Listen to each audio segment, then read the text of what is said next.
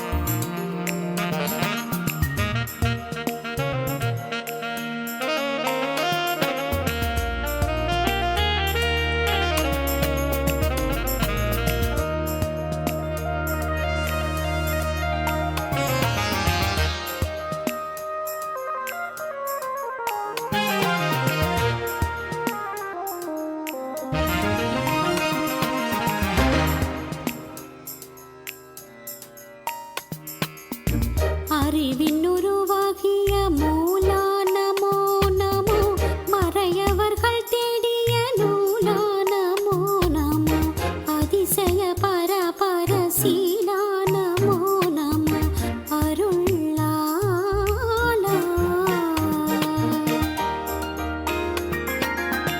பொறிவினையுறாத சரீரா நமோ நமோ, குறையணுவில்லாத குமாரா நமோ நமோ, புவன முழுதளதிகாரா நமோ நமோ, புது வேதா.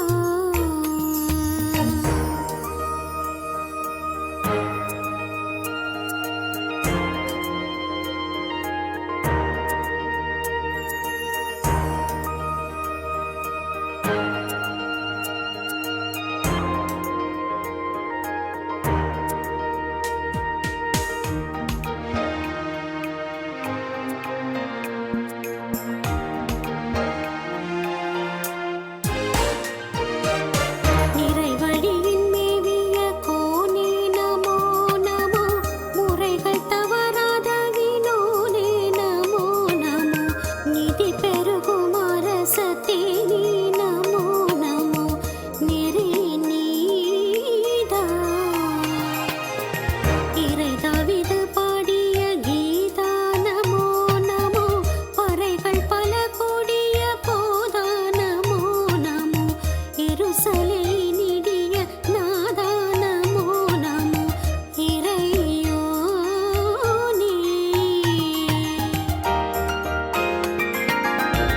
ஆகமங்கள் புகழ் வேதா நமோ நமோ, வாகு தங்கு குருநாதா நமோ நமோ, ஆயர் வந்தனை செய்பாதா நமோ நமோ, அரூரூபா.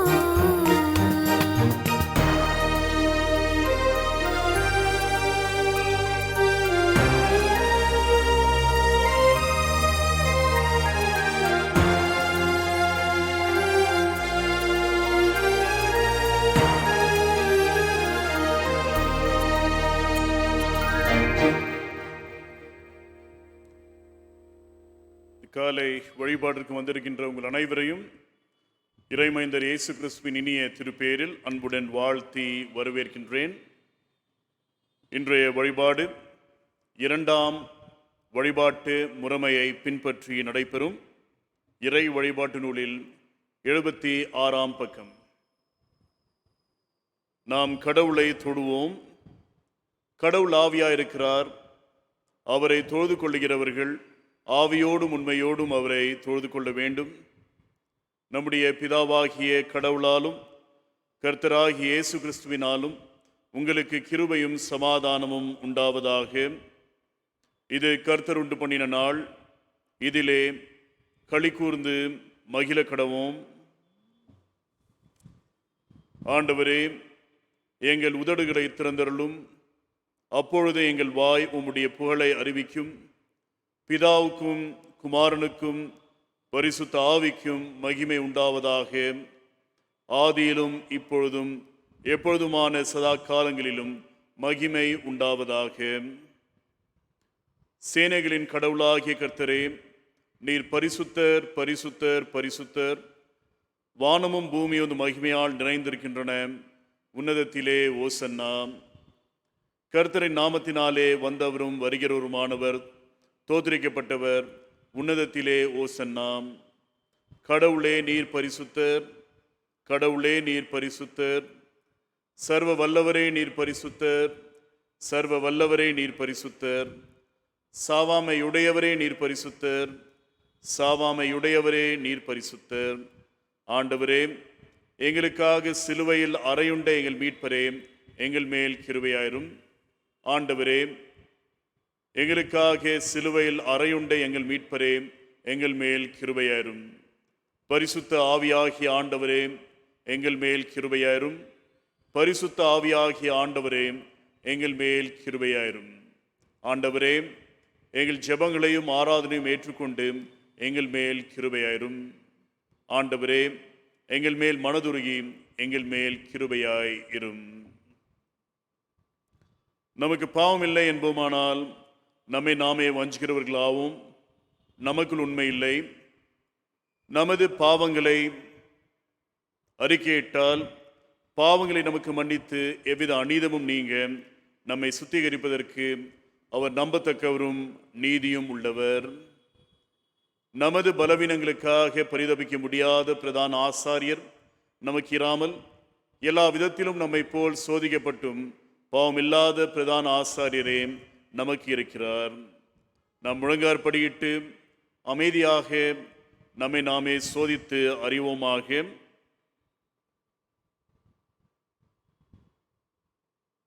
நம்முடைய பாவ அறிக்கைக்கு உதவியாக கீர்த்தனை புத்தகத்தில்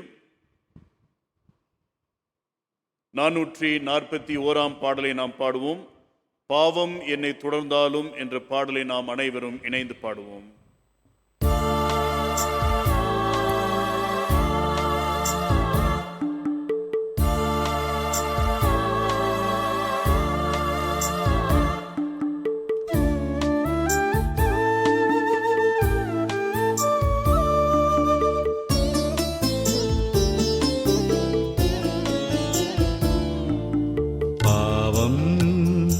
என்னை தொடர்ந்தாலும் இயேசுதேவா உம்மை மறவேனே. பாவம் என்னை தொடர்ந்தாலும் இயேசுதேவா உம்மை மறவேனே.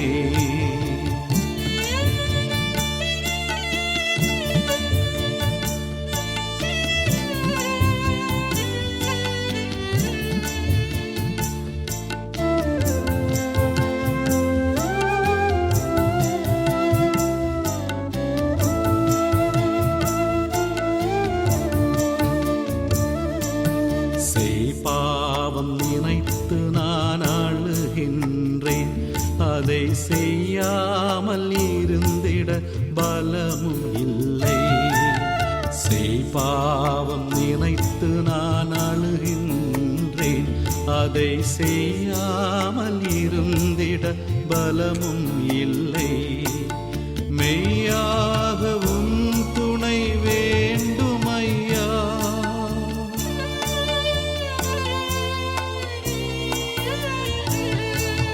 மெய்யாகவும் துணை வேண்டுமையா. எந்தன் ஐயா நின் பிள்ளை நான் அல்லவா. பாவம் என்னை தொடர்ந்தாலும் இயேசுதேவா உம்மை மறவேனே.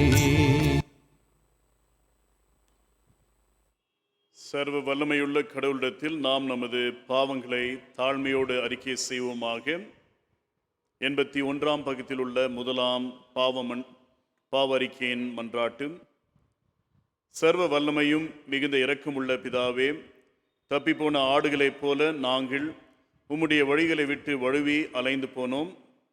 எங்கள் இருதயத்தின் யோசனைகளுக்கும் விருப்பங்களுக்கும் மிகவும் இணங்கி நடந்தோம். உமது பரிசுத்த கற்பனைகளுக்கு விரோதமாய் குற்றம் செய்தோம். செய்யத்தக்கவைகளை செய்யாமல் செய்யத்தகாதவைகளை செய்து வந்தோம். எங்களுக்கு சுகமே இல்லை. ஆனாலும் ஆண்டவரே, தேவரீர் எங்கள் ஆண்டவராகிய இயேசு கிறிஸ்துவின் மூலமாய் மனிதருக்கு அருளி செய்த வாக்குத்தத்தங்களின்படியே நிர்பாக்கியமுள்ள குற்றவாளிகளாகிய எங்களுக்கு இறங்கும். தப்பிதங்களை அறிக்கையிடுகிற எங்கள் மேல் பொறுமையாயிரும். பாவத்தின் நிமித்தம் துக்கப்படுகிற எங்களை சீர்படுத்தும். மிகவும் இரக்கமுள்ள பிதாவே, உம்முடைய பரிசுத்த நாமத்துக்கு மகிமை உண்டாகும்படி நாங்கள் இனி தேவ பக்தியும் நீதியும் தெளிந்த புத்தியும் உள்ளவர்களாய் நடந்து வர இயேசு கிறிஸ்துவின் நிமித்தம் எங்களுக்கு கிருபை செய்தருளும்.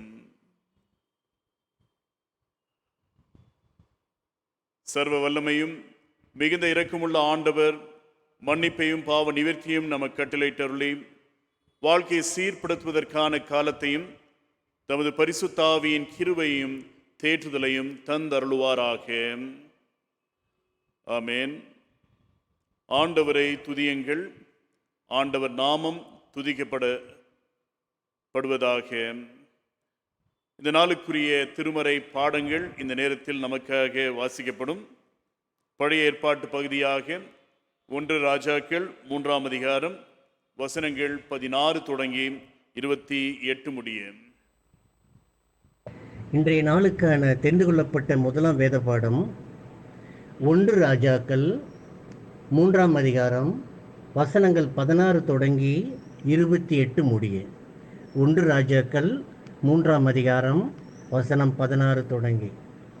அப்பொழுது வேசிகளான 2 ஸ்திரீகள் ராஜாவிடத்தில் வந்து அவனுக்கு முன்பாக நின்றார்கள். அவர்களில் ஒருத்தி, என் ஆண்டவனே, நானும் இந்த ஸ்திரீயும் ஒரே வீட்டிலே குடியிருக்கிறோம். நான் இவளோட வீட்டில் இருக்கையில் ஆண் பிள்ளை பெற்றேன். நான் பிள்ளை பெற்ற 3ஆம் நாளிலே இந்த ஸ்திரீயும் ஆண் பிள்ளை பெற்றால் நாங்கள் ஒருமித்து இருந்தோம். எங்கள் இருவரையும் தவிர வீட்டுக்குள்ளே வேறு ஒருவரும் இல்லை. ராத்திரி தூக்கத்திலே இந்த ஸ்திரீ தன் பிள்ளையின் மேல் புரண்டு படுத்ததினால் அது செத்து போயிற்று.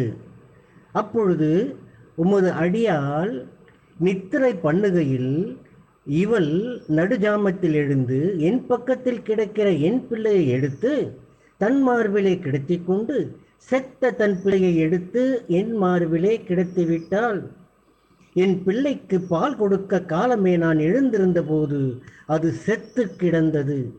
பொழுது விடிந்த பின் நான் அதை உற்று பார்க்கும்போது அது நான் பெற்ற பிள்ளை அல்லவென்று கண்டேன் என்றாள். அதற்கு மற்ற ஸ்திரீ, அப்படி அல்ல, உயிரோடு இருக்கிறது என் பிள்ளை, செத்தது உன் பிள்ளை என்றாள். இவளோ, இல்லை, செத்தது உன் பிள்ளை, உயிரோடு இருக்கிறது என் பிள்ளை என்றாள். இப்படி ராஜாவுக்கு முன்பாக வாதாடினார்கள். அப்பொழுது ராஜா, உயிரோடு இருக்கிறது என் பிள்ளை, செத்தது உன் பிள்ளை என்று இவள் சொல்லுகிறாள். அப்படியல்ல, செத்தது உன் பிள்ளை, உயிரோடு இருக்கிறது என் பிள்ளை என்று அவள் சொல்லுகிறாள் என்று சொல்லி ஒரு பட்டயத்தை கொண்டு வாருங்கள் என்றான். அவர்கள் ஒரு பட்டயத்தை ராஜாவிடத்தில் கொண்டு வந்தார்கள். ராஜா உயிரோடு இருக்கிற பிள்ளையை 2ஆக பிளந்து பாதியை இவளுக்கும் பாதியை அவளுக்கும் கொடுங்கள் என்றான். அப்பொழுது உயிரோடு இருக்கிற பிள்ளையின் தாய் தன் பிள்ளைக்காக அவள் குடல் துடித்ததினால் ராஜாவை நோக்கி, ஐயோ என் ஆண்டவனே, உயிரோடு இருக்கிற பிள்ளையை கொல்ல வேண்டாம், அதை அவளுக்கே கொடுத்துவிடும் என்றாள். மற்றவள், அது எனக்கும் வேண்டாம் உனக்கும் வேண்டாம், பிளந்து போடுங்கள் என்றாள். அப்பொழுது ராஜா, உயிரோடு இருக்கிற பிள்ளையை கொல்லாமல் அவளுக்கு கொடுத்து விடுங்கள், அவளே அதன் தாய் என்றான். ராஜா தீர்த்த இந்த நியாயத்தை இஸ்ரவேலர் எல்லாரும் கேள்விப்பட்டு நியாயம் விசாரிக்கிறதற்கு தேவன் அருளின ஞானம் ராஜாவுக்கு உண்டு என்று கண்டு அவனுக்கு பயந்தார்கள். தேவனே, உமக்கு ஸ்தோத்திரம் உண்டாவதாக. நிருப பாடமாக யாக்கோபின் நூல் 1ஆம் அதிகாரம் முதல் 8 வசனங்கள்.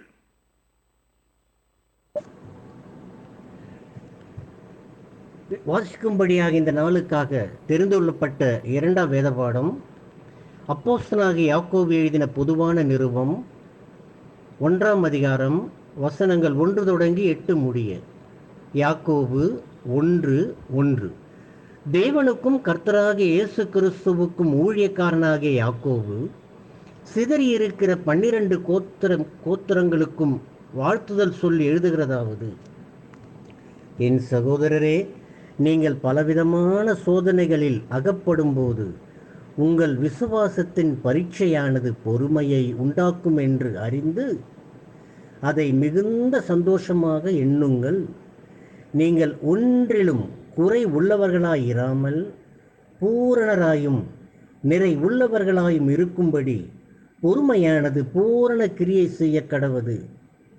உங்களில் ஒருவன் ஞானத்தில் குறைவுள்ளவனாயிருந்தால் யாவருக்கும் சம்பூர்ணமாய் கொடுக்கிறவரும் ஒருவரையும் கடிந்து கொள்ளாதவருமாகிய தேவனிடத்தில் கேட்க கடவன், அப்பொழுது அவனுக்கு கொடுக்கப்படும்.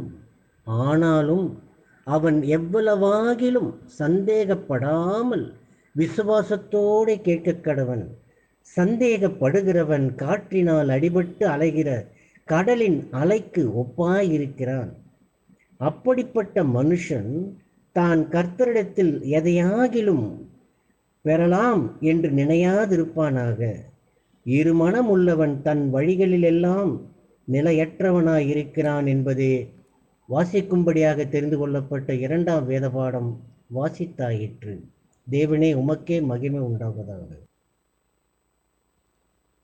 நற்செய்தி பாடமாக தூய லூக்கா என்பவரால் எழுதப்பட்ட நற்செய்தி நூல் 10ஆம் அதிகாரம் வசனங்கள் 21 தொடங்கி 24 முடிய. வாசிக்கும்படியாக குறிக்கப்பட்ட சுவிசேஷ வேத பாடம் பரிசுத்த லூக்கா எழுதிய சுவிசேஷம் 10ஆம் அதிகாரம் வசனங்கள் 21 முதல் 24 வரை. அந்த வேளையில் இயேசு ஆவியிலே களிகூர்ந்து, பிதாவே, வானத்துக்கும் பூமிக்கும் ஆண்டவரே, இவைகளை நீர் ஞானிகளுக்கும் கல்விமான்களுக்கும் மறைத்து பாலகருக்கு வெளிப்படுத்தினபடியால் உம்மை ஸ்தோத்தரிக்கிறேன். ஆம் பிதாவே, இப்படி செய்வது உம்முடைய திருவுளத்துக்கு பிரியமாயிருந்தது. சகலமும் என் பிதாவினால் எனக்கு ஒப்பு கொடுக்கப்பட்டிருக்கிறது. பிதா தவிர வேறொருவனும் குமாரன் இன்னார் என்று அறியான். குமாரனும் குமாரன் அவரை எவனுக்கு வெளிப்படுத்த சித்தமாயிருக்கிறாரோ அவனும் தவிர வேறொருவனும் பிதா இன்னார் என்று அறியான் என்றார். பின்பு தமது சீஷரிடத்தில் திரும்பி தனித்து அவர்களை நோக்கி, நீங்கள் காண்கிறவைகளை காணும் கண்கள் பாக்கியமுள்ளவைகள். அநேக தீர்க்கதரிசிகளும் ராஜாக்களும் நீங்கள் காண்கிறவைகளை காணவும் நீங்கள் கேட்கிறவைகளை கேட்கவும் விரும்பியும் காணாமலும் கேளாமலும் போனார்கள் என்று உங்களுக்கு சொல்லுகிறேன் என்றார். வாசிக்கும்படியாக குறிக்கப்பட்ட சுவிசேஷ வேத பாடம் வாசித்தாயிற்று. தேவனுக்கே மகிமை உண்டாவதாக. கீர்த்தனைகளில் 333ஆம் பாடலை நாம் அனைவரும் இணைந்து பாடுவோம். எங்கும் புகழ் இயேசுராஜனுக்கே என்ற பாடலை நாம் அனைவரும் இணைந்து பாடுவோமாக.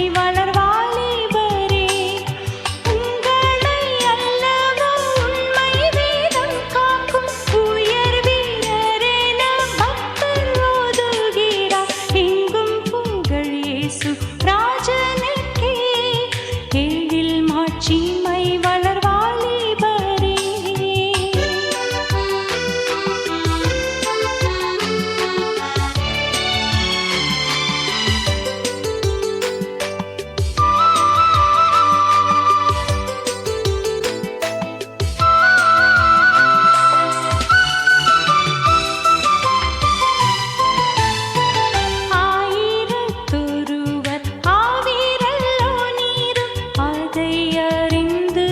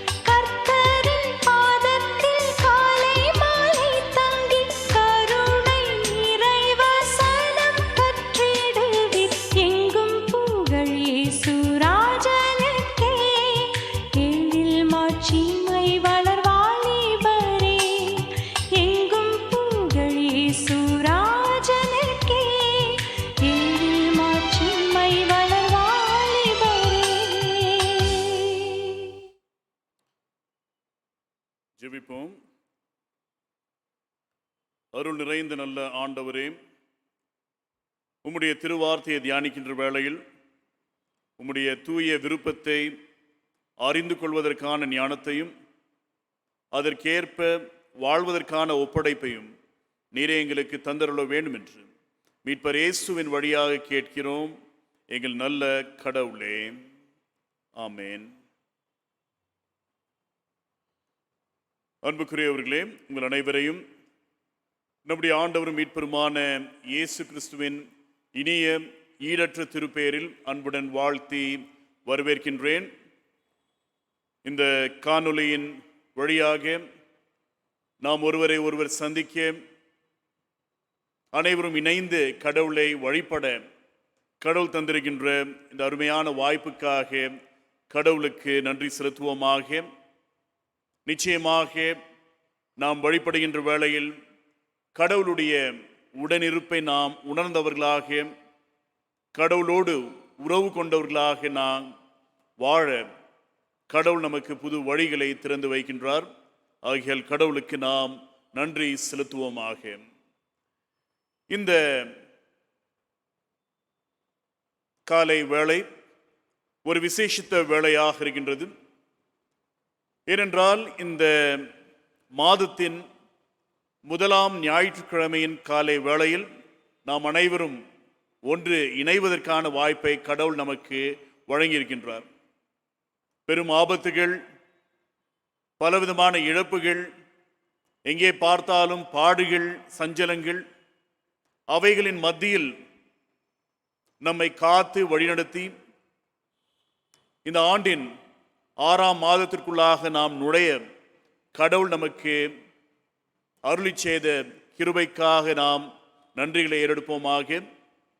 இந்த புதிய மாதத்தின் புதிய ஆசீர்வாதங்களை நாம் பெற்று கடவுளுக்கு எல்லா நேரங்களிலும் கூட நன்றியுள்ளவர்களாக வாழ்வோமாக.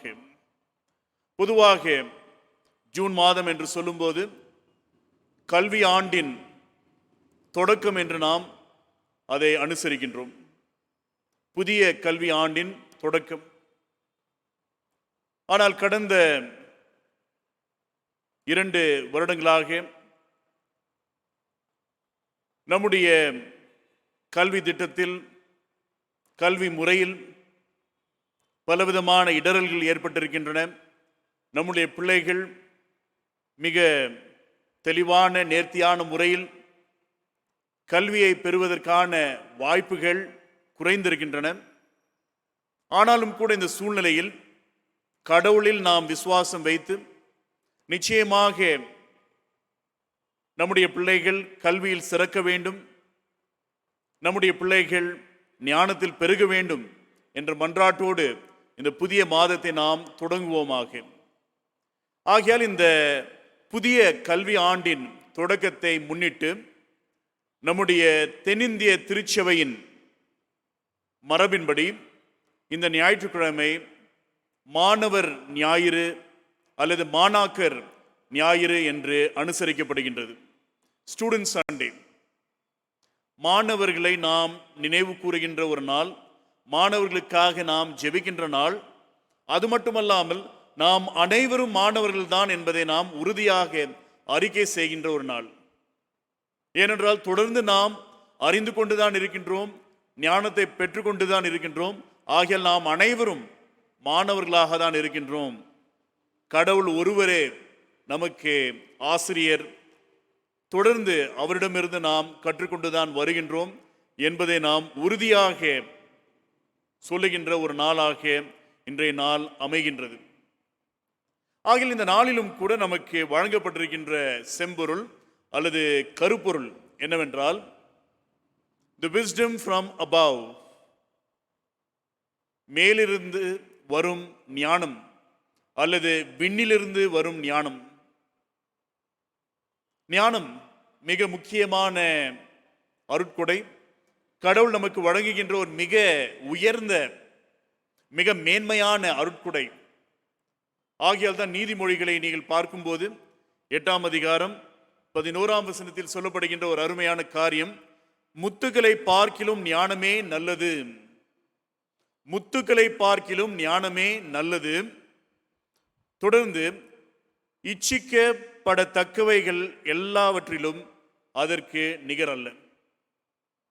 நாம் இச்சிக்கப்பட வேண்டிய ஒன்றும் இந்த ஞானத்திற்கு நிகரல்ல.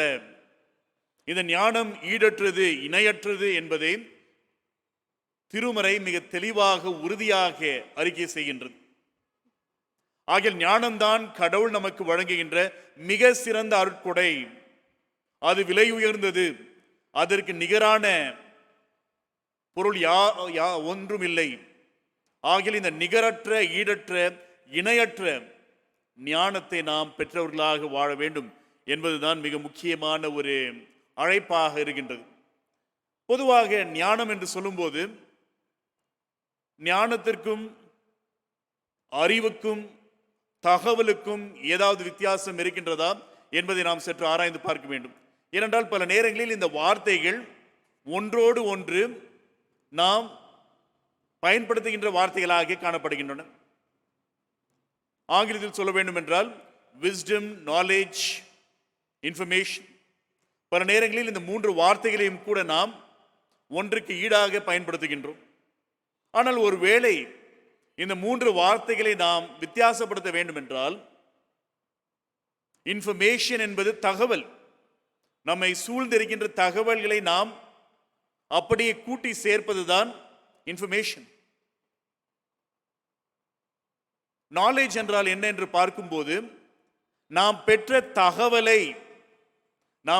தகவலை புரிந்து கொள்வதுதான் அறிவாக இருக்கின்றது. ஞானம் என்றால் என்ன என்று பார்க்கும்போது, நாம் பெற்ற அறிவை எப்படி பயன்படுத்துவது.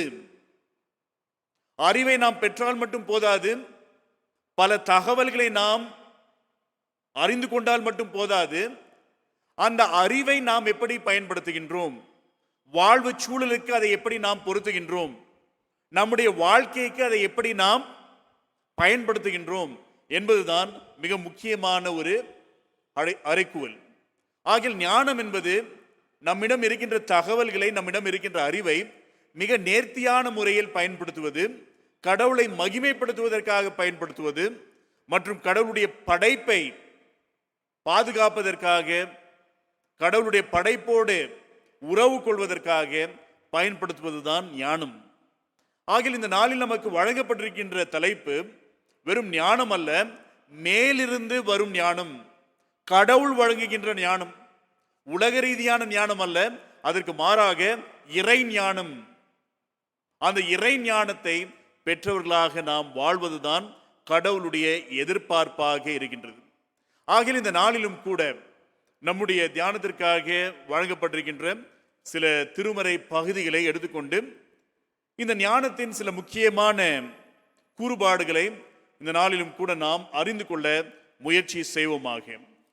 இந்த நாளிலும் கூட நமக்கு வழங்கப்பட்ட பழைய ஏற்பாட்டு பகுதி 1 ராஜாக்கள் 3ஆம் அதிகாரம் 16 28 வசனங்கள். இந்த 1 ராஜாக்கள் 3ஆம் அதிகாரத்தை பார்க்கும்போது, சாலமோன் மன்னன் எப்படி ஞானத்தில் சிறந்தவராக இருந்தார். கடவுள் அவருக்கு ஒரு கனவு தோன்றி அவருக்கு எப்படி ஞானத்தை வழங்கினார். அந்த ஞானத்தை பெற்ற சாலமோன் தன்னுடைய நாட்டில் இருக்கின்ற மக்களுக்கு இடையில் பிரச்சனைகள், சிக்கல்கள் வரும்போது அந்த சிக்கல்களை எப்படி அந்த ஞானத்தை பயன்படுத்தி அவர் தீர்த்து வைத்தார் என்பதை நாம் வாசிக்கின்றோம். நமக்கு வழங்கப்பட்டிருக்கின்ற திருமறை பகுதியை நீங்கள் பார்க்கும்போது கூட அங்கே 2 பெண்கள் ஒரு குழந்தைக்காக போராடி கொண்டிருக்கின்ற ஒரு நெருக்கடியான ஒரு சம்பவத்தை நாம் அங்கே பார்க்க முடிகின்றது. அந்த சூழ்நிலையில் சாலமோன் எப்படி அவர்களுக்கு ஒரு பதிலை தருகின்றவராக இருக்கின்றார், எப்படி நியாயம் செய்கின்றவராக இருக்கின்றார், எப்படி தீர்ப்பை வழங்குகின்றவராக இருக்கின்றார் என்பதை நம்மால் காண முடிகின்றது. ஆனால் இன்றைய நாளிலும் கூட உங்களுடைய பார்வைக்கு இன்னொரு வசனத்தை 1 ராஜாக்களிலிருந்து எடுக்கலாம் என்று நினைக்கின்றேன். 1 ராஜாக்கள் 11ஆம் அதிகாரம் 10ஆம் வசனம். 1 ராஜாக்கள் 11ஆம் அதிகாரம் 10ஆம் வசனம். இந்த வசனத்தை பார்க்கும்போது, அவர் கற்பித்ததை கை கொள்ளாமல் போனதினால் கர்த்தர் அவன் மேல், சாலமோன் மேல் கோபமானார். கர்த்தர் சாலமோன் மேல் கோபமானார். பொதுவாக நாம் என்ன நினைக்கின்றோம்? சாலமோன் கர்த்தருக்கு மிக பிரியமான ஒரு மனிதன், ஏனென்றால் அவர் ஞானத்தில் சிறந்தவர். ஆகிய கடவுள் மிக அதிகமாக சாலமோனை விரும்பினார் என்று நாம் பார்க்கின்றோம். ஆனால் ஒருவேளை நீங்கள் இந்த 11ஆம் அதிகாரத்தை பார்த்தீர்கள் என்றால், அங்கே காணப்படுகின்ற 10ஆம் வசனத்தில் சொல்லப்படுகின்ற காரியம் என்னவென்றால், கர்த்தர் சாலமோனின் மேல் கோபம் கொள்கின்றவராக இருக்கின்றார். எதற்காக கடவுள் சாலமோனின் மேல் கோபம் கொள்ள வேண்டும்? எதற்காக கோபம் கொள்ள வேண்டும்? ஏனென்றால் சாலமோன் ஒரு பெரிய ஞானி. உலகம் முழுவதும் அவருடைய புகழ் பரவியது. உலகம் முழுவதிலும் காணப்படுகின்ற மக்கள் அவரை தேடி வந்தார்கள். ஆகிய சாலமோன் மிக பெரிய ஞானியாக வாழ்ந்த ஒருவர். எதற்காக கடவுள் அவர் மேல் கோபம் கொள்ள வேண்டும்? எதற்காக கடவுள் அவர் மேல் கோபம் கொள்ள வேண்டும் என்ற கேள்வி நமக்குள்ளாக எழும்புகின்றது. ஆகையால் 4ஆம் அதிகாரம் 32, 33 வசனங்களை உங்களுக்காக வாசிக்கின்றேன். அவன் 3000 நீதிமொழிகளை சொன்னான். அவனுடைய பாட்டுகள் 1005. ஆகிய சாலமோனுடைய ஞானத்தை குறித்து சொல்லப்படுகின்ற காரியங்கள். சாலமோன் 3000 நீதிமொழிகளை சொன்னான். சாலமோன் 1005 பாட்டுகளை எழுதினான். ஆகையால் மிக அதிகமான அதிசயமான எழுத்து திறன் கொண்ட ஒரு மனிதராக சாலமோன் இங்கே காணப்படுகின்றார். 33ஆம் வசனத்தில் பார்க்கும்போது, லீபனோனில் இருக்கிற கேதுரு மரங்கள் முதற்கொண்டு சுவரில் முளைக்கிற ஈசோப்பு பூண்டுகளுக்கு மரமும் ஒழிய தாவரங்களையும் குறித்தும், மிருகங்கள், பறவைகள், ஊரும் பிராணிகள், மச்சங்கள் ஆகிய இவைகளை குறித்தும் வாக்கியங்களை சொன்னான். ஆகியால் சாலமோனுடைய ஞானம், அவர் நீதிமொழிகளை சொல்லுகின்றார், பாடல்களை எழுதுகின்றார், கவிதைகளை அமைக்கின்றார். தாவரங்களை குறித்து அவருக்கு ஞானம் இருக்கின்றது, விலங்குகளை குறித்து அவருக்கு ஞானம் இருக்கின்றது. ஆகிய இந்த மனிதருக்கு முழுமையான அறிவு, முழுமையான ஞானம் அதிகமாக காணப்படுகின்றது. ஆகிய சாலமோன் ஒரு பெரிய ஞானியாக இருக்கின்றார். அப்படி இருக்கும்போது எதற்காக கடவுளுக்கு சாலமோனின் மேல் கோபம் ஏற்படுகின்றது? இவர் ஒரு ஞானி, எதற்காக கடவுளுக்கு இவர் மேல் கோபம் வர வேண்டும் என்ற ஒரு எண்ணம் நமக்குள்ளாக எழும்புகின்றது. அது மட்டுமல்லாமல் சாலமோனுடைய கட்டுமான பணிகளை நீங்கள் பார்க்கும்போது, கடவுளுக்கென்று ஒரு மிக ஆடம்பரமான ஆலயத்தை கட்டுகின்றார். 7 ஆண்டுகள் அதிகமாக மக்கள் உழைத்து ஒரு மிக அழகான ஆலயத்தை கடவுளுக்கென்று கட்டுகின்றார்கள். அந்த ஆலயத்தை கடவுளுடைய திருப்பேருக்கு சாலமோன் பிரதிஷ்டை செய்கின்றவராக இருக்கின்றார். ஆகிய ஒரு பெரிய ஞானி, ஒரு பெரிய கட்டுமானக்காரர், அழகான கட்டிடங்களை கட்டுகின்றார், ஆடம்பரமான ஆலயத்தை கடவுளுக்கு என்று கட்டுகின்றார். எதற்காக கடவுளுக்கு இவன் மேல் கோபம் வர வேண்டும்? அது மட்டுமல்லாமல் நீங்கள் ஒருவேளை அந்த ஆலய பிரதிஷ்டை விழாவை பார்க்கும்போது, அங்கே ஆயிரக்கணக்கான மாடுகள், ஏறத்தாழ 22,000 மாடுகளை அவர் பலியிடுகின்றார்.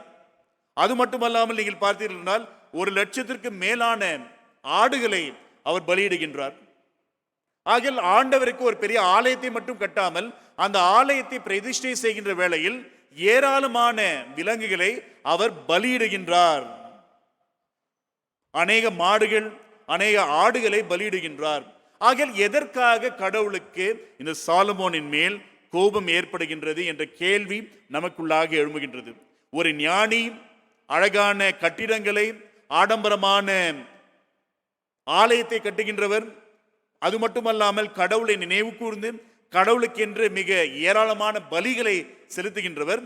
இப்படி இருக்கும்போது எதற்காக கடவுளுக்கு சாலமோனின் மேல் கோபம் ஏற்படுகின்றது என்ற கேள்வி நமக்குள்ளாக எழும்புகின்றது. ஆனால் திருமறையை நீங்கள் ஆழமாக படித்தீர்கள் என்றால், ஒருவேளை நீங்கள் பிறகு 5ஆம் அதிகாரம் இந்த 1 ராஜாக்கள் 5ஆம் அதிகாரத்தை நீங்கள் படித்தீர்கள் என்றாலும் கூட, அங்கே சொல்லப்படுகின்ற காரியம் என்னவென்றால், சாலமோனின் ஆட்சியின் கீழ் இஸ்ரவேல் மக்கள் அடிமைகளாக வைக்கப்பட்டார்கள். கொத்தடிமைகளாக அவர்கள் கொத்தடிமைகளாக வைக்கப்படுகின்ற சூழ்நிலை ஏற்படுகின்றது.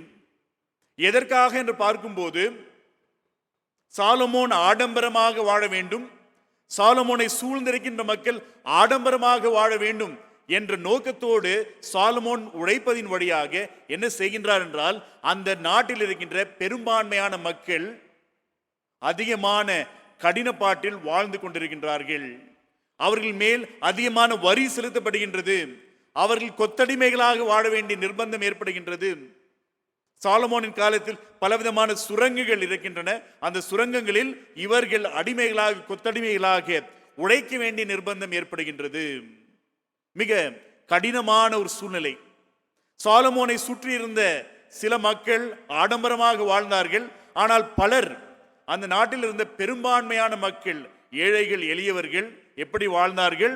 மிக கொடுமையான சூழலில் அவர்கள் வாழ்ந்தார்கள் என்பதை நாம் பார்க்கின்றோம். ஆகையால் தான் ஒருவேளை நீங்கள் 1 ராஜாக்கள் புத்தகத்தை இன்னும் ஆழமாக படித்தீர்கள் என்றால், சாலமோனுக்கு பிறகு அவருடைய மகன் ரெகோபாம் ஆட்சிக்கு வரும்போது அந்த நாட்டின் மக்கள் ஒரு பெரிய போராட்டத்தை நடத்துகின்றார்கள். ஒரு உள்நாட்டு போர் ஏற்படுகின்றது, சிவில் வார். அந்த உள்நாட்டு போர் உடைய நோக்கம் என்னவென்றால், எங்கள் மேல் சுமத்தப்பட்டு இருக்கின்ற வரி மிக அதிகமானது, அதை நீங்கள் நீக்க வேண்டும் என்ற ஒரு வேண்டுகோளோடு அந்த போராட்டம் நடைபெறுகின்றது என்பதை நாம் பார்க்கின்றோம்.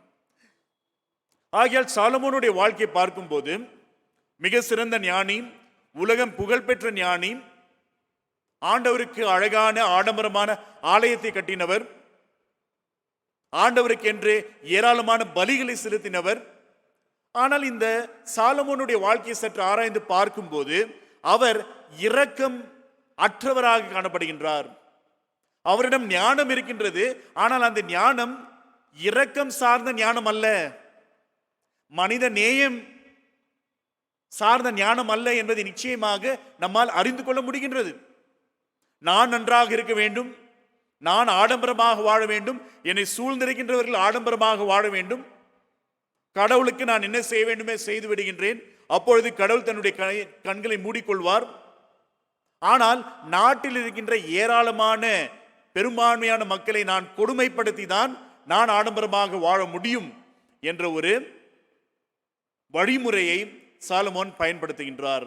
ஆகையால் தான் சாலமோன் காலத்தில் இஸ்ரேல் நாடு மீண்டுமாக ஒரு எகிப்தாக மாறுகின்றது. எப்படி எகிப்தில் பார்வோன் மற்றும் அவரை சூழ்ந்திருக்கின்றவர்கள் மிக ஆடம்பரமாக வாழ்ந்தார்களோ, எப்படி ஆற்றல், அதிகாரம், பணம் ஒரே இடத்தில் குவிந்திருந்ததோ, அதே வண்ணமாக சாலமோன் காலத்தில் இஸ்ரேலில் அதிகாரம், பணம், வசதிகள் ஒரு குறிப்பிட்ட சாரார் மத்தியில் தான் குவிந்திருந்தது. மற்றவர்கள் மிக ஏழ்மையான, கொடுமையான நிலையில் வாழ்ந்து கொண்டிருந்தார்கள். ஆகையால் தான் நமக்கு முன்பாக இருக்கின்ற ஒரு பெரிய கேள்வி என்னவென்றால், ஞானம் என்று சொல்லும்போது இந்த ஞானம் இரக்கம் சார்ந்ததாக இருக்க வேண்டுமா? திருமறையில் கூறப்படுகின்ற உண்மை என்னவென்றால், ஞானம் எப்பொழுதும் இரக்கம் சார்ந்ததாக தான் இருக்க வேண்டும்.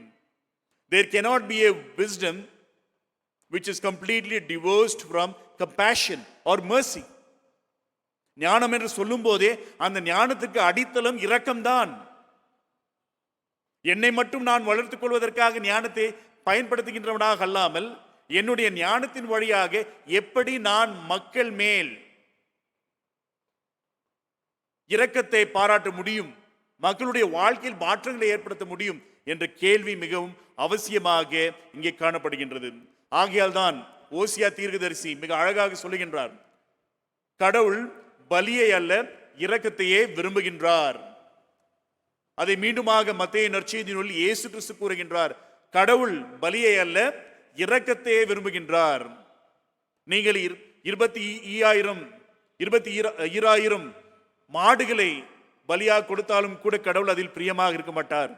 லட்சக்கணக்கான ஆடுகளை கடவுளுக்கு பலியாக கொடுத்தாலும் கூட கடவுள் பிரியமாக இருக்க மாட்டார். அதற்கு மாறாக நீங்கள் இரக்கத்தை பாராட்டுகின்றவர்களாக இருக்க வேண்டும் என்பதுதான் மிக முக்கியமான ஒரு அழைப்பு, ஒரு அறைக்கூல். ஆகிய ஞானம் என்று சொல்லும்போது அந்த ஞானத்தில் இரக்கம் காணப்பட வேண்டும். சாலமோன் அங்கேதான் தவறிவிட்டார். அவர் ஒரு பெரிய ஞானியாக இருந்தார், அழகியல் நோக்கோடு பல காரியங்களை செய்தார். ஆனால் அவருக்குள்ளாக இருந்த ஒரு பெரிய குறைபாடு என்னவென்றால், அவர் மக்களை மறந்துவிட்டு, மனித நேயத்தை மறந்துவிட்டு, இரக்கம் இல்லாதவராக தன்னுடைய சொந்த நாட்டை சார்ந்த மக்களை கொடுமைப்படுத்துகின்ற ஒரு கொடுங்கோல் அரசராக அவர் ஆட்சி புரிகின்றார் என்பதை நாம் இங்கே பார்க்க முடிகின்றது. இரண்டாவதாக நமக்காக வாசிக்கப்பட்ட நிருப பகுதி யாக்கோபின் நூல் 1 அதிகாரம் வசனங்கள் 1 முதல் 8 முடிய. இந்த யாக்கோபின் நூலை பார்க்கும்போது, இந்த யாக்கோபின் நூல் எதற்காக எழுதப்படுகின்றது என்று பார்க்கும்போது, இயேசு கிறிஸ்துவுடைய சீடர்கள் மத்தியில், அவருடைய விசுவாசிகள் மத்தியில், அந்த புதிய சமூகத்தில் பலவிதமான ஏற்றத்தாழ்வுகள் இருக்கின்றன. அந்த சூழ்நிலையில் யாக்கோபு இந்த நூலை அந்த மக்களுக்காக எழுதுகின்றார். ஆகையால் தான் நீங்கள் யாக்கோபு 1 அதிகாரம் 27 வசனத்தை நீங்கள் படித்தீர்கள் என்றால், திக்கற்ற பிள்ளைகளுக்கும் விதவைகளுக்கும் படுகிற உபத்திரவத்திலே அவர்களை விசாரிக்கிறதும் உலகத்தால் கரைப்படாதபடிக்கு தன்னை காத்து கொள்ளுகிறதுமே பிதாவாகிய தேவனுக்கு முன்பாக மாசில்லாத சுத்தமான பக்தியாய் இருக்கிறது. ஆகையால் உண்மையான பக்தி, மாசில்லாத பக்தி, இந்த பக்தி எப்படி அமைய வேண்டும் என்று பார்க்கும்போது யாக்கோபு என்ன சொல்கின்றார்? திக்கற்ற பிள்ளைகளுக்கும் விதவைகளுக்கும் படுகிற உபத்திரவத்திலே அவர்களை விசாரிக்கின்ற தன்மைதான். ஆகையால் நாம் நன்றாக இருக்கின்றோம், ஆனால் வசதி குறைந்தவர்களாக பல கடின பாடுகளின் மத்தியில் வாழ்ந்து கொண்டிருக்கின்ற மக்களை நாம் விசாரிக்காமல் போனால் அது உண்மையான பக்தியாக அமையாது. அது உண்மையான பக்தியாக இருக்க வேண்டும் என்றால் இப்படிப்பட்ட திக்கற்றவர்களை நாம் விசாரிக்கின்றவர்களாக இருக்க வேண்டும் என்பதை யாக்கோபின் புத்தகம் நமக்கு மிக தெளிவாக வெளிப்படுத்துகின்றது. அது மட்டுமல்லாமல் 3 அதிகாரம் 17 வசனம், 3 அதிகாரம் 17 வசனத்தில் ஆண்டவருடைய ஞானம் எப்படிப்பட்டது என்பதை குறித்து சில விவரங்களை நாம் அங்கே பார்க்க முடிகின்றது. 17 வசனம், பரத்திலிருந்து வருகிற ஞானமோ முதலாவது சுத்தம் உள்ளதாயும் பின்பு சமாதானமும் சாந்தமும் இணக்கம் உள்ளதாயும் இருக்கின்றது. ஆகையால் பரத்திலிருந்து வரும் ஞானம், மேலிருந்து வரும் ஞானம், விண்ணிலிருந்து இறங்குகின்ற ஞானம், இந்த ஞானம் எப்படிப்பட்டதாக இருக்கின்றது என்று பார்க்கும்போது சுத்தமானது, எவ்விதமான கலப்பும் இல்லை. இந்த உலகத்தில் காணப்படுகின்ற தவறான தீமையான காரியங்களை சேர்க்காததுதான் உண்மையான ஞானம். ஆகிய இந்த ஞானம் சுத்தமானது. அது மட்டுமல்லாமல் இந்த ஞானம் சமாதானமும் சாந்தமும் இணக்கம் உள்ளதாக இருக்கின்றது. அழகான ஒரு வாக்கியம். ஞானம் என்று சொல்லும்போது அந்த ஞானத்தில் சமாதானம் இருக்க வேண்டும், சாந்தம் இருக்க வேண்டும், இணக்கம் இருக்க வேண்டும். அருமையான வார்த்தை, இணக்கம், ஹார்மனி. ஆகிய ஞானம் என்று சொல்லும்போது அந்த ஞானத்தின் வழியாக மக்களை இணைக்க வேண்டும். ஞானம் என்பது மக்களை பிரிக்கக்கூடாது, அதற்கு மாறாக ஞானம் என்பது அனைவரையும் இணைக்கின்ற ஒன்றாக காணப்பட வேண்டும். எனக்கு பிரியமானவர்களே, ஒரு அருமையான அழைப்பு. ஞானம் என்பது மக்களை இணைக்க வேண்டும், இணக்கத்தை ஏற்படுத்த வேண்டும், சமாதானத்தை ஏற்படுத்த வேண்டும். ஒரு பெரிய அறைகூவல். ஆகையால் தான் பல நேரங்களில் நம்முடைய யதார்த்த வாழ்க்கையை நாம் பார்க்கும்போது ஞானம் என்பது அனைவரையும் இணைக்கின்ற ஒரு பண்பாக இருக்கின்றதா என்று பார்க்கும்போது பல நேரங்களில் இல்லை. ஒருவேளை நம்முடைய இந்திய நாட்டின் வரலாற்றை நாம் சற்று ஆராய்ந்து பார்த்தோம் என்றாலும் கூட இந்த ஞானம் என்பது, கல்வி என்பது, அறிவு என்பது ஒரு குறிப்பிட்ட சாரார் மட்டுமே தங்களுடைய கட்டுப்பாட்டின் கீழ் வைத்துக் கொண்டிருந்தார்கள் என்பதை நிச்சயமாக நம்மால் பார்க்க முடிகின்றது. இந்த குறிப்பிட்ட இனத்தை, சாதியை சார்ந்தவர்கள் தான் படிக்க வேண்டும், அவர்களுக்கு மட்டும்தான் கல்வி, மற்றவர்களுக்கு கல்வி இல்லை என்ற ஒரு போங்கு நம்முடைய நாட்டில் பல ஆண்டுகளாக, பல நூற்றாண்டுகளாக காணப்படுகின்றது என்பது நம் அனைவருக்கும் தெரியும். இந்த குறிப்பிட்ட தாளந்து, இந்த குறிப்பிட்ட ஞானம் என்பது இவர்களுக்கு மட்டும்தான், மற்றவர்களுக்கு உரியது அல்ல என்ற ஒரு போங்கு மிக வல்லமையான முறையில் நம்முடைய நாட்டில் மேலோங்கி கொண்டுதான் இருக்கின்றது. ஆகிய இந்த சூழ்நிலையில் தான் திருமறையின் அடிப்படையில் எழுப்பப்படுகின்ற ஒரு பெரிய சவால் என்னவென்றால், ஞானம் அனைவரையும் இணைக்க முடியுமா? ஞானம் அனைவருக்கும் உரியதா? ஆகையால் தான் யாக்கோபு தன்னுடைய 1 அதிகாரத்திலேயே சொல்லுகின்ற ஒரு மிக முக்கியமான காரியம் என்னவென்றால், உங்களில் ஒருவன் ஞானத்தில் குறைவுள்ளவனாயிருந்தால் நீங்கள் கடவுளிடத்தில் ஞானத்தை கேளுங்கள். ஆகிய இந்த ஞானம் என்பது ஒரு குறிப்பிட்ட சாராருக்கோ, ஒரு குறிப்பிட்ட இனத்திற்கோ, ஒரு குறிப்பிட்ட சாதிக்கோ உரியது அல்ல. இந்த ஞானம் என்பது அனைவருக்கும் உரியது. ஆகில் நீங்கள் ஞானத்தில் குறைவுபட்டவர்களாக உங்களை கருதினால், உங்களுக்கு ஞானம் வேண்டும், உங்களுக்கு கல்வி வேண்டும், உங்களுக்கு அறிவு வேண்டும் என்று நினைத்தால் நீங்கள் கடவுளிடம் கேளுங்கள். என்றால் கடவுள் எந்த பாரபட்சமும் பார்க்காமல், எந்த ஏற்றத்தாழ்வுகளையும் பார்க்காமல் அனைவருக்கும் வழங்குகின்றவராக இருக்கின்றார் என்பதை நம்மால் பார்க்க முடிகின்றது. ஆனால் மனித வரலாற்றை, குறிப்பாக நம்முடைய இந்திய வரலாற்றை பார்க்கும்போது ஒரு தவறான போங்கு, இந்த கல்வியின் மேல் சிலருக்கு கட்டுப்பாடு ஆகையால் ஒரு பெரிய ஏற்றத்தாழ்வை நாம் அங்கே பார்க்க இயல்கின்றது. பெரிய ஏற்றத்தாழ்வு. ஒருவேளை நம்முடைய இந்திய வரலாற்றை நீங்கள் சற்று ஆராய்ந்து பார்த்தீர்கள் என்றாலும் கூட, ஒரு வாலிபன் மிக சிறந்த ஒரு திறமை வாய்ந்த ஒரு வாலிபராக இருக்கின்றார். ஆனால் அவர் ஒரு பழங்குடியை சார்ந்தவராக இருக்கின்றார்.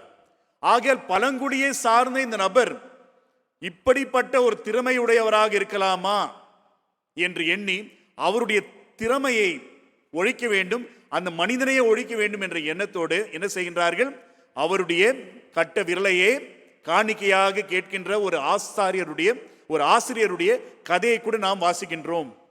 எப்படி ஒரு ஆசிரியர் அவரிடம் மிக நேரடியான முறையில் அல்லாமல் பல ஞானத்தை பெற்றவரை கண்டு, நீ உன்னுடைய கட்ட விரலை எனக்கு காணிக்கையாக கொடுக்க வேண்டும் என்றால் நீ பழங்குடியை சார்ந்தவன், உனக்கு இந்த திறமை கூடாது, உனக்கு இந்த ஞானம் கூடாது, இது இவர்களுக்கு மட்டும்தான் என்ற ஒரு போங்கு நம்முடைய வரலாற்றில் காணப்படுகின்றது. அது மட்டுமல்லாமல் ஆண்களுக்கு மட்டும்தான் கல்வி, ஆண்களுக்கு மட்டும்தான் ஞானம், மற்றவர்களுக்கு தேவையில்லை, பெண்களுக்கு தேவையில்லை என்ற ஒரு போங்கு கூட நம்முடைய நாட்டில் மிக அதிகமாக காணப்பட்டது. மிக அண்மையில் தான் பெண்களுக்கு கூட கல்வி திறக்கப்பட்டது, பெண்கள் கூட அறிவில் வளர வேண்டும், ஞானத்தில் பெருக வேண்டும் என்ற போங்கு காணப்பட்டது என்பதையும் நம்மால் பார்க்க முடிகின்றது. எவ்வளவு தூரம் நம்ம கூட கேட்டிருக்கோம், நம்முடைய பெரியோர்கள் என்ன சொல்வார்கள், அடுப்புதுற பொண்ணுக்கு படிப்பு எதுக்குன்னு சொல்லுவாங்க. ஆகையால் ஒரு பெண்ணுடைய இடம் அந்த அடுப்பறையில் தான், அவள் படிக்கக்கூடாது, கல்வியில் சிறக்கக்கூடாது, ஞானத்தில் வளரக்கூடாது என்ற ஒரு அடிமைப்படுத்துகின்ற போங்கு அதிகமாக காணப்பட்டது. எனக்கு பிரியமானவர்களே, ஞானம் என்பது அனைவரையும் இணைக்கின்றதாக காணப்பட வேண்டும். ஞானம் என்பது அனைவருக்கும் உரியது. ஞானம் என்பது ஒரு இணைப்பை, ஒரு இணக்கத்தை ஏற்படுத்த வேண்டும் என்பதை நிச்சயமாக நாம் அறிந்து கொள்வது அவசியமாக இருக்கின்றது. இந்த பெருந்தொற்று ஏற்பட்ட பிறகு எங்கே பார்த்தாலும் ஆன்லைன் எஜுகேஷன் என்று நாம் சொல்கின்றோம். இணையதளத்தின் வழியாக கல்வி வழங்கப்படுகின்றது. ஆனால் மீண்டுமாக கல்வி சிலருக்கு மட்டும் உரிய ஒரு பொருளாக மாறிக்கொண்டு வருகின்றது. இணையதளத்தின் வழியாக கல்வி, ஆன்லைன் எஜுகேஷன். ஆனால் எத்தனை பேருக்கு இந்த நாட்டில் இணையதளத்தை பெற்றுக்கொள்வதற்கான வசதி இருக்கின்றது? எத்தனை வீடுகளில் மின்சார வசதி இருக்கின்றது? தடையில்லாத மின்சார வசதி எத்தனை இல்லங்களில் இருக்கின்றது? எத்தனை இல்லங்களில் இந்த இணையதளத்திற்கான வசதி இருக்கின்றது என்று பார்க்கும்போது மிக குறைவுதான். சில மாதங்களுக்கு முன்பாக ஒரு செய்தித்தாளில் வந்த ஒரு விவரம் என்னவென்றால், நம்முடைய நாட்டில் 24% இல்லங்களில் மட்டும்தான் இணையதள வசதி, இன்டர்நெட் ஆக்சஸ் இருக்கின்றது என்று கூறுகின்றார்கள். ஆகிய இப்படிப்பட்ட ஒரு சூழ்நிலையில் என்ன நடக்கின்றது என்றால், பணம் வைத்துக் கொண்டிருக்கின்றவர்கள், வசதியாக வாழ்கின்றவர்கள், இவர்களுக்கு மட்டும்தான் கல்வி என்ற ஒரு நிலைமை மீண்டுமாக ஏற்பட்டு கொண்டிருக்கின்றது. இந்த சூழ்நிலையில் தான் மிக முக்கியமான கேள்வி, மிக முக்கியமான அறைக்குவல் என்னவென்றால், இந்த கல்வி, இந்த ஞானம் அனைவருக்கும் உரியதாக மாற வேண்டும். இந்த கல்வி என்பது அனைவரையும் இணைக்கின்ற ஒன்றாக காணப்பட வேண்டும்.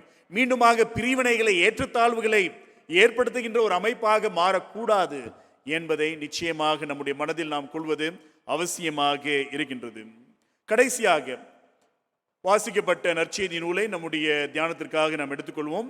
லூக்காவின் நற்செய்தி நூல் 10ஆம் அதிகாரம் வசனங்கள் 21 தொடங்கி 24 முடியும். 21 தொடங்கி 24 முடியும். இந்த 10ஆம் அதிகாரம் 21ஆம் வசனம், ஆண்டவராக இயேசு கிறிஸ்து 70 நபர்களை தன்னுடைய பணிக்காக அழைத்து அவர்களை தகுதிப்படுத்தி அவர்களை அருட்பணிக்காக அனுப்புகின்றார். அந்த சீடர்கள் தங்கள் பணியை முடித்துவிட்டு மீண்டுமாக இயேசு கிறிஸ்துவிடம் வந்து ஒரு அறிக்கையை வழங்குகின்றார்கள். அதன் பிறகு இயேசு கிறிஸ்து சொல்லுகின்றதை நாம் இந்த வசனங்களில் பார்க்க முடிகின்றது. 21ஆம் வசனம், அந்த வேளையில் இயேசு ஆவியிலே களிகூர்ந்து, பிதாவே, வானத்துக்கும் பூமிக்கும் ஆண்டவரே, இவைகளை நீர் ஞானிகளுக்கும் கல்விமான்களுக்கும் மறைத்து பாலகருக்கு வெளிப்படுத்தினபடியால் உம்மை ஸ்தோத்திரிக்கிறேன். ஆம் பிதாவே, இப்படி செய்வது உம்முடைய திருவுளத்திற்குரிய பிரியமாக இருக்கின்றது என்று கூறுகின்றார். ஆகையால் இந்த வசனத்தை பார்க்கும்போது சீடர்களை ஆயத்தப்படுத்தி அவர்களை அருட்பணிக்காக அனுப்புகின்றார். அந்த சீடர்கள் மீண்டுமாக வரும்போது அவர்கள் செய்த அனைத்து வல்ல செயல்களை இயேசு கிறிஸ்துவிடம் கூறுகின்றார். அந்த நேரத்தில் இயேசு கிறிஸ்து என்ன கூறுகின்றார் என்றால், ஆண்டவரே, கடவுளே, உம்முடைய ஞானத்தை நீர் ஞானிகளுக்கு வெளிப்படுத்தவில்லை, கல்விமானுக்கு வெளிப்படுத்தவில்லை, அதற்கு மாறாக நீர் யாருக்கு வெளிப்படுத்தி இருக்கின்றீர்? பாலகருக்கு நீங்கள் வெளிப்படுத்தி இருக்கின்றீர். இந்த பாலகர் என்று சொல்லும்போது வயதில் குறைந்தவர்கள் மட்டுமல்ல. கிரேக்க மொழியில் காணப்படுகின்ற அந்த வார்த்தையை நீங்கள் பார்த்தீர்கள் என்றால், இந்த பாலகர் என்ற வார்த்தை யாரெல்லாம் வலிமையற்றவர்களாக, யாரெல்லாம் நசுக்கப்பட்டவர்களாக, ஓரங்கட்டப்பட்டவர்களாக இருக்கின்றார்களோ அவர்கள் எல்லாரும் பாலகர்கள் தான் என்பதுதான் இங்கே பொருள். ஆகிய இயேசு கிறிஸ்து என்ன சொல்கின்றார் என்றால், ஆண்டவரே, உம்முடைய ஞானத்தை நீர் ஞானிகளுக்கு வெளிப்படுத்தவில்லை, கல்விமான்களுக்கு வெளிப்படுத்தவில்லை, அதற்கு மாறாக உம்முடைய ஞானத்தை நீர் இந்த வலிமையற்றவர்களுக்கு, நசுக்கப்பட்டவர்களுக்கு, மிக குறைவான நிலையில் இருக்கின்றவர்களுக்கு நீர் வெளிப்படுத்தி இருக்கின்றீர் என்பதை இயேசு கிறிஸ்து மிக அதிசயமான முறையில் கூறுகின்றார். அதை தான் பவுலடிகளாரும் கூட கூறுகின்றார். உலகத்தில் ஞானம் உள்ளவைகளை அல்லது ஞானிகளை வெட்கப்படுத்துவதற்காக கடவுள் என்ன செய்கின்றார்? பைத்தியமானவைகளை தெரிந்து கொண்டார்.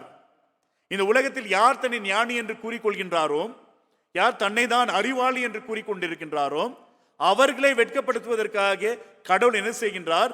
பைத்தியமானவைகளை தெரிந்து கொள்கின்றார், அற்பமானவைகளை தெரிந்து கொள்கின்றார், வலிமை அற்றவர்களை தெரிந்து கொள்கின்றார் என்பதை நாம் அங்கே பார்க்க முடிகின்றது. ஆகிய எனக்கு பிரியமானவர்களே, கடவுள் இயேசு கிறிஸ்துவின் வழியாக செய்கின்ற ஒரு மிக வல்ல செயல் என்னவென்றால், இந்த ஞானத்தை அவர் மிக அற்பமானவர்களுக்கு எளிமையாக, இலவசமாக வழங்குகின்றவராக காணப்படுகின்றார். அதிலும் கூட 19ஆம் வசனத்திலிருந்து ஒரு காரியத்தை நான் வாசிக்கின்றேன்.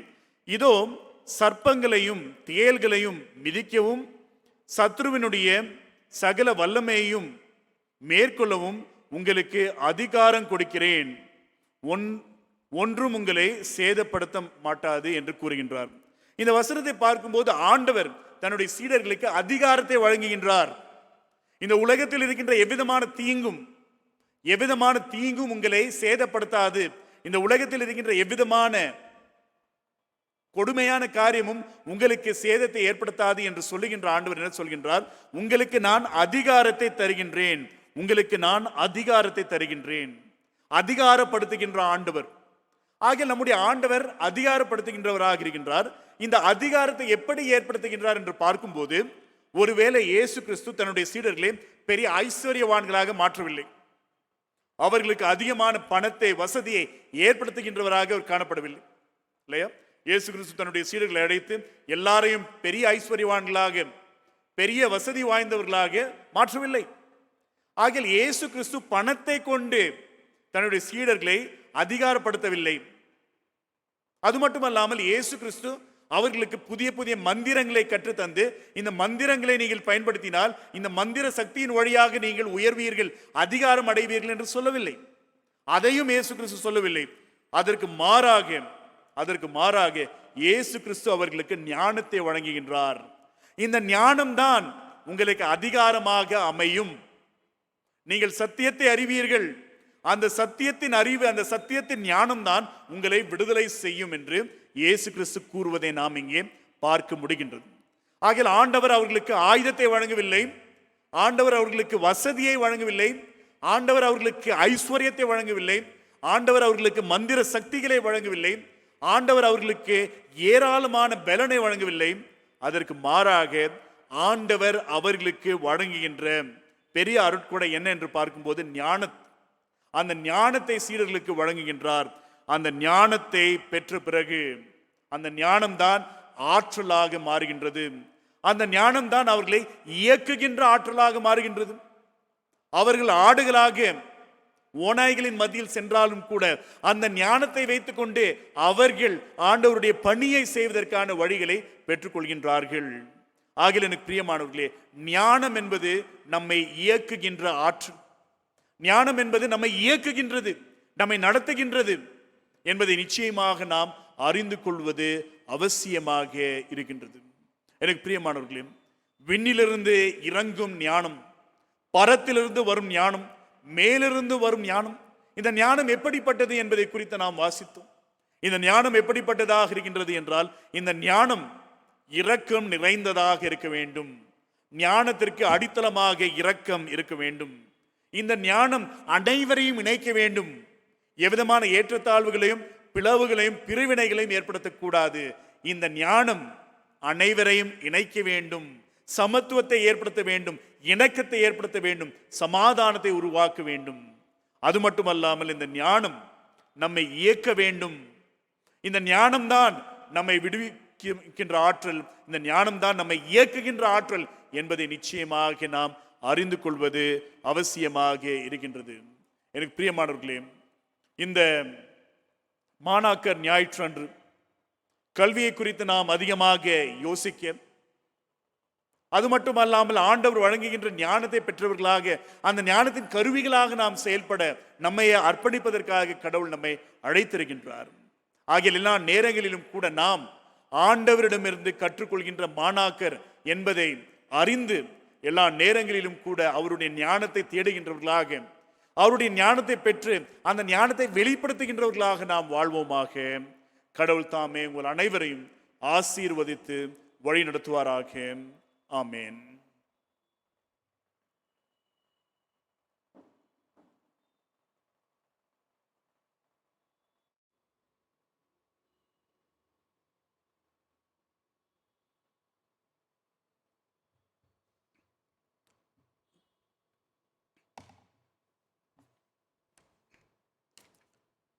ஆண்டவருடைய வார்த்தை கேட்ட நாம் அனைவரும்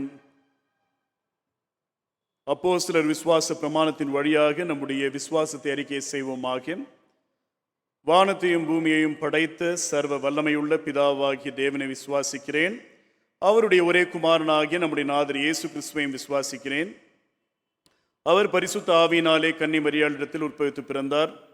பொந்தியு பிலாத்துவின் காலத்தில் பாடுபட்டு சிலுவையில் அறையுண்டு மரித்து அடக்கம் பண்ணப்பட்டு பாதாளத்தில் இறங்கினார்.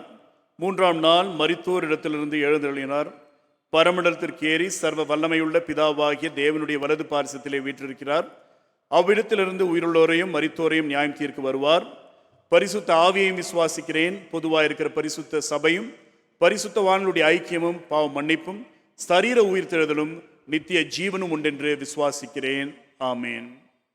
கர்த்தர் உங்களோடு இருப்பாராக. அவர் உமது ஆவியோடும் இருப்பாராக. கர்த்தாவே எங்களுக்கு இறங்கும். கிறிஸ்துவே எங்களுக்கு இறங்கும்.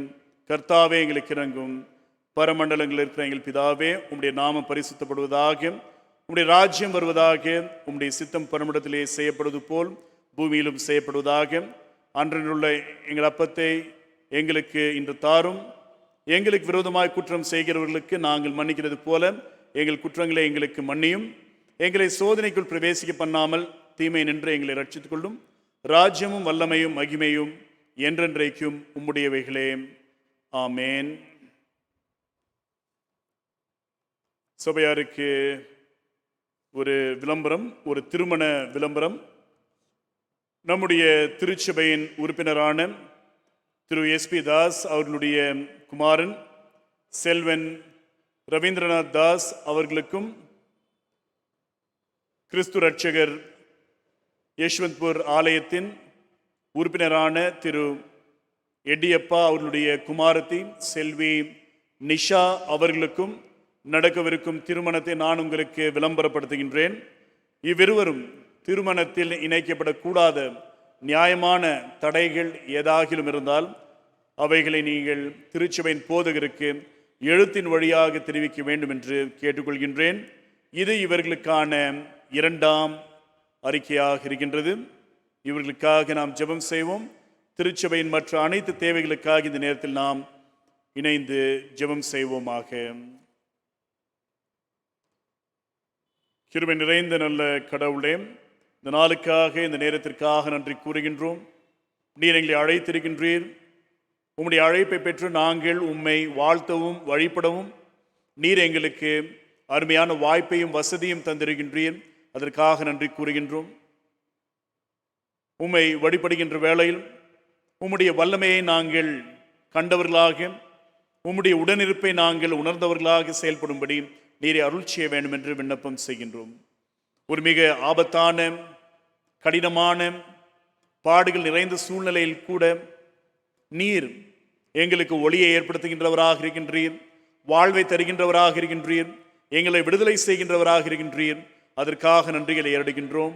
தொடர்ந்து இந்த உலகம் எங்கும் உம்முடைய ஆற்றல் நிரம்பி இந்த உலகத்தில் சமாதானத்தையும் மகிழ்ச்சியையும் நிறைவான வாழ்வையும் நீரை ஏற்படுத்த வேண்டும் என்று விண்ணப்பம் செய்கின்றோம். அனைத்து மக்களும் முழுமையான வாழ்வோடு உம்மை போற்ற புகழ நீரே அருள் புரிய வேண்டும் என்று விண்ணப்பம் செய்கின்றோம். இந்த நாளிலும் கூட குறிப்பாக ரவீந்திரநாத் தாஸ் மற்றும் நிஷா அவர்களுக்காக ஜெபிக்கின்றோம்.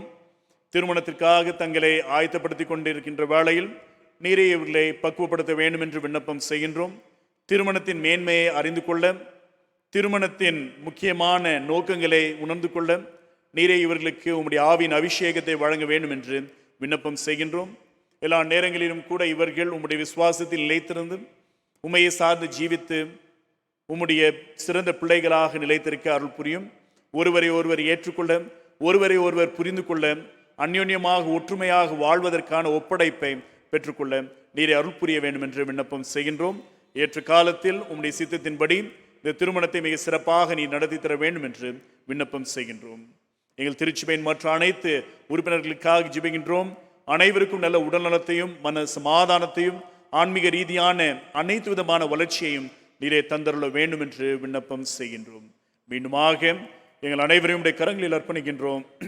நீரை எங்களை ஆசீர்வதித்து பலப்படுத்தி வழிநடத்த வேண்டும் என்று எங்கள் ஆண்டவர் மீட்பெருமான இயேசு கிறிஸ்துவின் வழியாக கெஞ்சி மன்றாடுகிறோம்.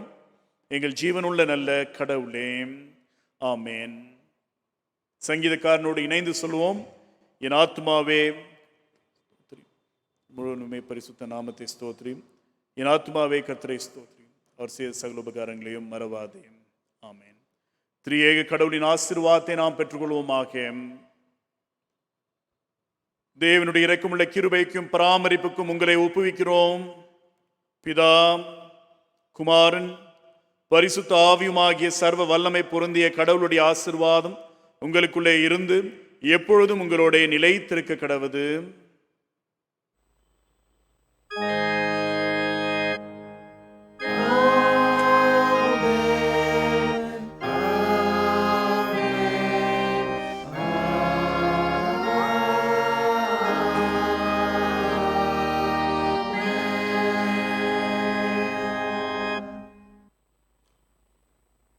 வழிபாட்டிற்கு நிறைவாக நாம் கீர்த்தனைகளில் 317 பாடலை பாடுவோம். அனுகிரக வார்த்தையோடே என்ற பாடலை நாம் இணைந்து பாடுவோம்.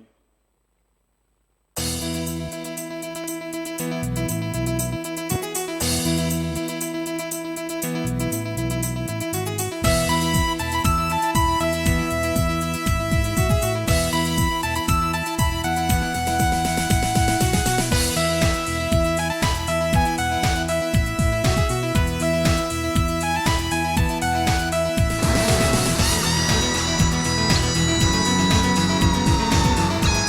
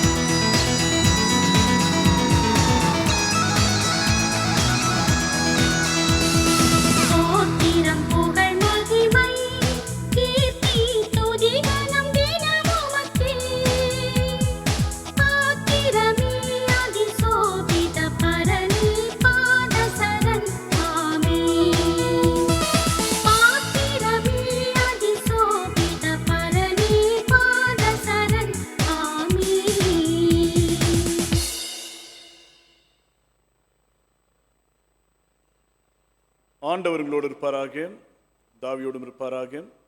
சமாதானத்தோடு சென்று வருவோமாக. கர்த்தரின் நாமத்தினாலே ஆமேன்.